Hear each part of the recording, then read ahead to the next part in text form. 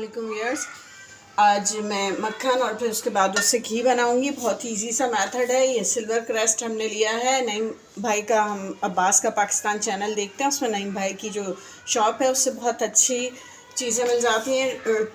2200 का हमने लिया है। तो हम अब बनाने लगे हैं मक्खन, और मक्खन के बाद हम बनाएंगे उसका घी। तो पहले हम इसमें पानी डाल लेंगे।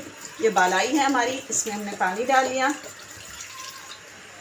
अब इसे हमने ब्लेंड करना है, जो है प्रेस करके नहीं रखना, प्रेस करना है और फिर छोड़ना है। तो अब हम इसे ब्लेंड करेंगे यहाँ तक कि इसमें मक्खन बना जाएगा। तो उसी घी बनाने के लिए मैं आपको तरीका बताऊँ। तो अब हम इसमें बर्फ़ डाल देंगे। उसके बाद हम इसको फ्रीज़र में रख देंगे। फ्रीज़र में रखने से ये फ़ायदा होगा कि हमारा मक्खन ऊपर से थोड़ा सा हार्ड हो जाएगा।